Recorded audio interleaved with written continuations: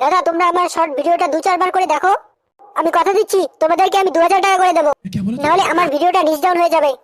না না, এটা হয় না বোন। ওই দিদি আগে আমাদের সঙ্গে ডিল করে ফেলেছে। দুটো শর্ট ভিডিও 5-6 বার করে দেখার জন্য উনি আমাদেরকে মোট 10,000 টাকা দেবে। ওনার নুন খেয়ে ফেলেছি, বেইমানি করতে পারবো না। ভাই আমার রিসেন্ট আপলোড করা ভিডিওটা শুধুমাত্র 1 মিনিট দেখো, আমি তোমার 1 মাসের রিচার্জ করে দেবো। দেখতো ব্রো, কাকে সব বলছে?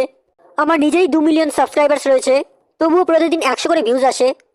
আমি নিজের জ্বালায় নিজেই মরছি, আরেকজনের কি উপকার করব? নমস্কার বন্ধুরা, আমি তোমাদের সঙ্গে রয়েছি ক্যালটা হাপার দোস্তি। আশা করছি তোমরা সবাই ভালোই আছো। আজ আমি ইনস্টা রিলার মামুনি আর ইউটিউবারদের নিয়ে কথা বলবো।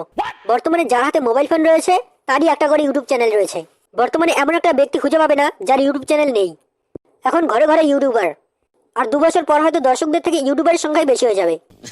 তখন ইউটিউবার আর দর্শকদের টাকা দিয়ে ভিডিও দেখাবে। আর ইনস্টাগ্রাম তো রিলার মামুনদের কবলে পড়েছে।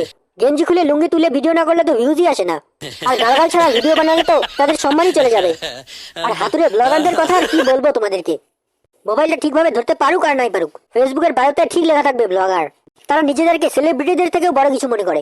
তারা ভাবে আমাদের মতো বড় ব্যক্তিত্ব এই গ্যালাক্সিতেই নেই। আর ফেসবুক ইনস্টা খুললেই দেখতে পাবে ভিউজের নেশায় যে কেউ গোবর পর্যন্ত খেয়ে নিচ্ছে, ভাইরাল হওয়ার নেশায় নিজেকে উৎসর্গ করে দিয়েছে। আর কিছু বললেই বলবে আমার ভালো দেখেই তো তোরা জ্বলবি। ওরা ভাবে আমি জানি কত বড় সফল হয়ে গেছি। মুখে মাস্ক দিয়ে রাখবে, একটু ভাব দেখাবে, তবেই তো ওরা ইনফ্লুয়েন্সার হবে। ভিডিওটা কেটে বেরিয়ে যাবে ভাবছো? তাহলে যেতে পারো, কিন্তু চ্যানেলটাকে সাবস্ক্রাইব করেই যেও।